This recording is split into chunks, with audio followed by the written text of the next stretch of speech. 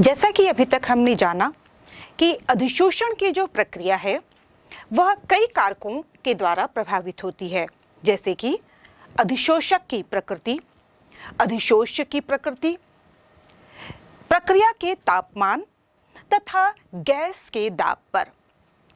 अधिशोषक की प्रकृति में जैसे कि हमने देखा कि अधिशोषक का पृष्ठ का क्षेत्रफल जितना अधिक होता है, अधिशोषण की मात्रा उतनी ज़्यादा होती है। यही कारण है कि किसी ठोस बल्क की तुलना में उसका जो महीन चूर्ण, बारीक चूर्ण होता है, उसमें अधिशोषण की मात्रा बढ़ जाती है।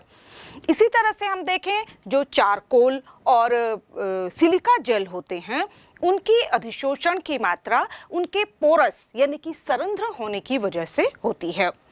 इसी तरह से हमने देखा कि अधिशोष्य की प्रकृति यानी कि किसी ठोस अधिशोषक पर यदि किसी गैस का अधिशोषण हो रहा हो तो उन गैसों का अधिशोषण सरलता से होता है जिनके क्रांतिक ताप का मान अधिक होता है,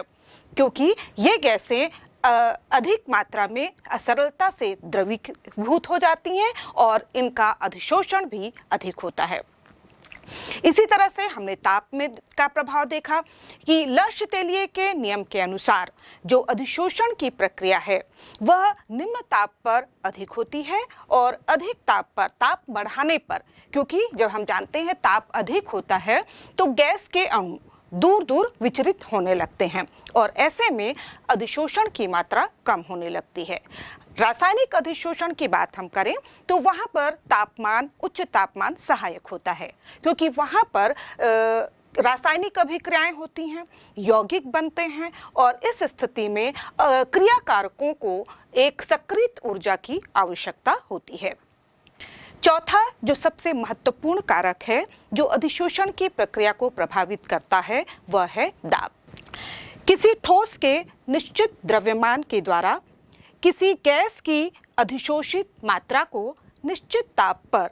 द्रव के विरुद्ध जब एक कर्व के माध्यम से प्रदर्शित किया जाता है, जिसे हम अधिशोषण समतापी या एडजॉर्प्शन आइसोथर्म कहते हैं, क्योंकि यहाँ पर तापमान निश्चित रखा जाता है। और इसका सर्वप्रथम अध्ययन किया प्रसिद्ध वैज्ञानिक फ्रेंडलिक ने और उन्होंने 1909 में अपना अधिशोषण समतापी एडजॉर्प्शन आइसोथर्म प्रस्तुत किया। फ्रेंडलिक ने स्थिर ताप पर किसी ठोस के निश्चित द्रव्यमान के द्वारा अधिशोषित गैस की मात्रा तथा गैस के दाब के बीच एक प्रयोगात्मक संबंध प्रस्तुत किया, जिसे फ्रेंडलिक का एडजॉर्प्शन आइसोथर्म कहा जाता है। यहाँ पर आइसोथर्म या समतापी से तात्पर्य है एट कांस्टेंट टेम्परेचर यानी कि स्थिर तापमान पर, क्योंकि हम जानते हैं कि कम तापमान पर जैसे जैसे दाब बढ़ाया जाता है अधिशोषण की मात्रा बढ़ती है, लेकिन उच्च ताप पर अधिशोषण की मात्रा कम हो जाती है। लेकिन स्थिर ताप पर अधिशोषण की मात्रा हमेशा दाब के समानुपाती होती है। यहाँ पर हम देखें कि इसके लिए उन्होंने अधिशोषण की मात्रा के लिए एक संबंध दिया x/m, जहाँ पर x स्थिर ताप पर किसी गैस के निश्चित मात्रा है तथा m किसी स्थिर ताप पर किसी ठोस के निश्चित द्रव्यमान है, यानी कि x/m ये क्या हुआ, x/m किसी ठोस अधिशोषक के निश्चित द्रव्यमान द्वारा अधिशोषित गैस की मात्रा है। यदि हम x/m तथा गैस के दाब यानी कि P के मध्य यदि हम एक ग्राफ खींचते हैं तो आप देख सकते हैं हमें जो ग्राफ प्राप्त होता है ये एक कर्व वक्र की भांति प्राप्त होता है। यदि हम देखें कि इनिशियल स्टेट पर, प्रारंभिक अवस्था में जैसे जैसे दाब बढ़ाया जाता है वैसे वैसे अधिशोषण की मात्रा यानी कि x/m का मान तीव्रता से बढ़ता है। यहाँ पर हमें जो सीधी रेखा दिखाई दे रही है, स्ट्रेट लाइन दिखाई दे रही है, वह यह प्रदर्शित करती है। लेकिन कुछ समय के बाद जैसे जैसे दाब बढ़ता है वैसे वैसे ये अधिशोषण की मात्रा, अधिशोषण की दर जो है वह धीरे धीरे बढ़ती है और एक निश्चित बिंदु पर आकर, जैसे कि आप देख सकते हैं, एक निश्चित बिंदु पर आकर अधिशोषण की मात्रा बिल्कुल स्थिर हो जाती है, या हम ये कह सकते हैं कि ऐसा दिखाई देता है कि यहाँ पर अधिशोषण नहीं हो रहा है। लेकिन जैसे कि हम जानते हैं, अधिशोषण एक उत्क्रमणीय प्रक्रिया है,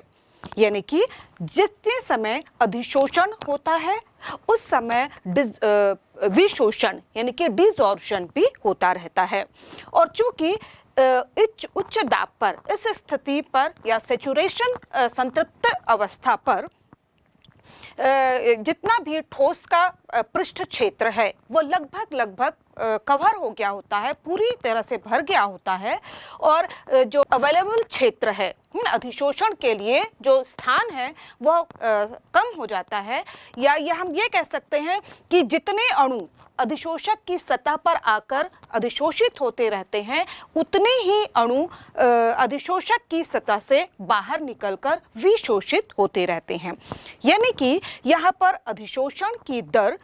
विशोषण की दर के बिल्कुल बराबर हो जाती है, और इसीलिए यहाँ पर जो अधिशोषण की मात्रा है वह हमें स्थिर दिखाई देती है, और इस समय जो दाब होता है उसे हम संतृप्त दाब या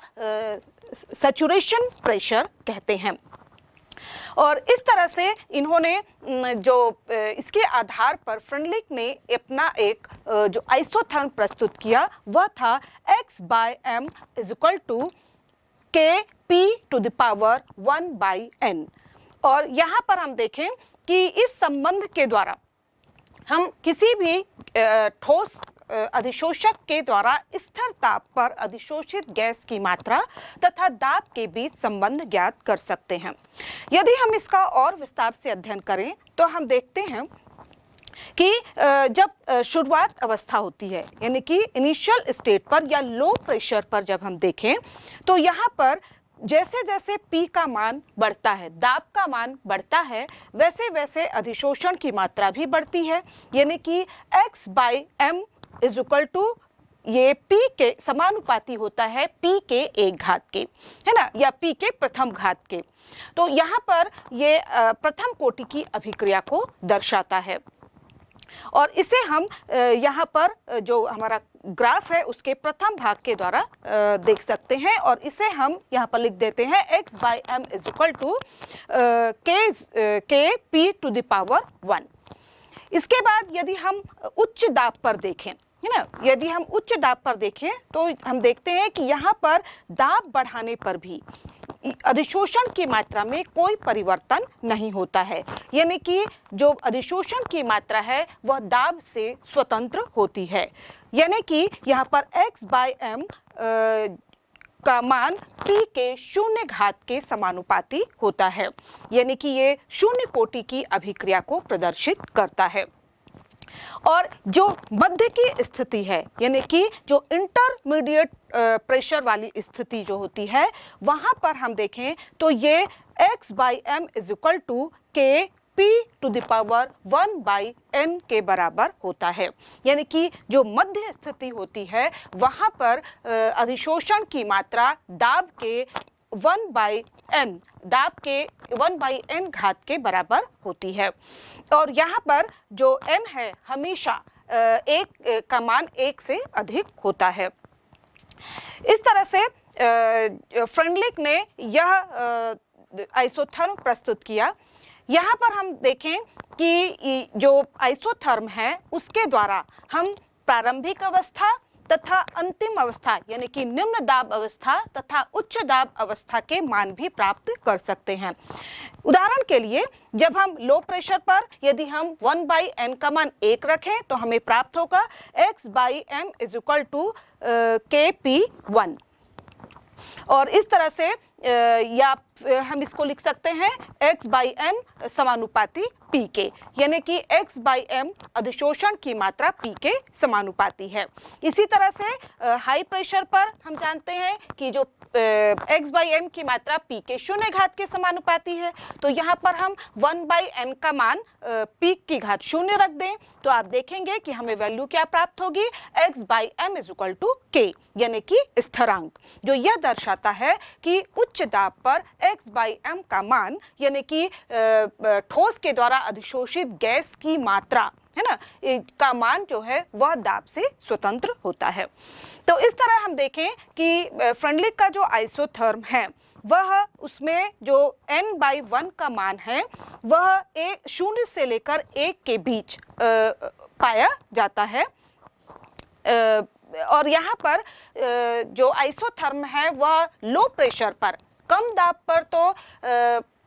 x/m यानी कि अधिशोषण की मात्रा तथा दाब में सही संबंध प्रस्तुत करता है, लेकिन उच्च दाब पर यहाँ पर यह उसको विस्तृत रूप से या स्पष्ट रूप से करने में, इसे स्पष्ट करने में असफल हो जाता है। यही कारण है कि हमें किसी दूसरे आइसोथर्म की आवश्यकता पड़ती है। फ्रेंडलिक आइसोथर्म में हमने देखा कि x/m = kp⁴ में k तथा 1/n एक n स्थिरांक है, और यदि हमें इनकी वैल्यू पता करनी है, इनका मान पता करना है, तो हमें इनका आइसोथर्म का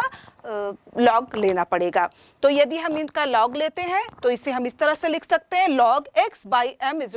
log k + log p 1/n, और यहाँ पर हम इसे इस तरह भी लिख सकते हैं, log x/m = log k + 1/n log p। यदि हम इस इक्वेशन समीकरण की तुलना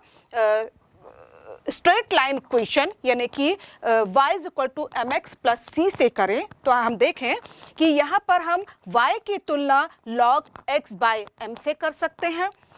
log k की तुलना हम c से कर सकते हैं, और यहाँ पर x की तुलना हम log p से कर सकते हैं तथा m की तुलना हम 1/n से कर सकते हैं। और इस तरह यदि हम इसको लेकर ग्राफ प्लॉट करें, यानी कि y एक्सिस पर यदि हम log x/m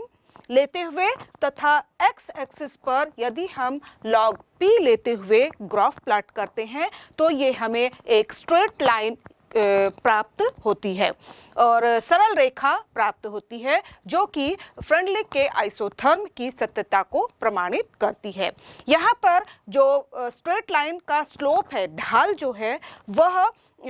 हमें 1/n की वैल्यू बताता है, तथा जो इंटरसेक्ट आप देख रहे हैं यहाँ पर अंतःखंड जो है y एक्सिस पर वह हमें log k की वैल्यू को दर्शाता है, और इस आधार पर हम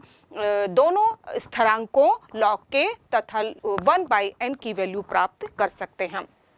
यदि मान लीजिए हमने ये एक 195 केल्विन टेम्परेचर पर ये कर्व प्राप्त किया है,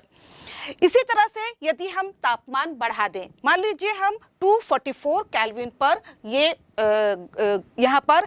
गैस की अधिशोषित मात्रा यानी कि x/m तथा प्रेशर के बीच यदि ग्राफ प्लॉट करते हैं तो हमें जो ग्राफ मिल रहा है वह उसी प्रकार का है, लेकिन पहले वाले ग्राफ से नीचे प्राप्त हो रहा है। अब ये कर्व नीचे प्राप्त होने का मतलब ये दर्शाता है कि जैसे जैसे हमने तापमान बढ़ाया, यहाँ पर जो अधिशोषित पदार्थ की मात्रा है उसमें भी कमी आ जाती है। इसी तरह से यदि हम तापमान और बढ़ा दें, मान लीजिए हम तापमान 273 केल्विन कर देते हैं, तो हम देखें कि जो कर्व प्राप्त हो रहा है वो पहले के दोनों कर्व से भी नीचे जा रहा है, जो ये दर्शाता है कि तापमान बढ़ाने पर अधिशोषण की मात्रा में कमी आती है।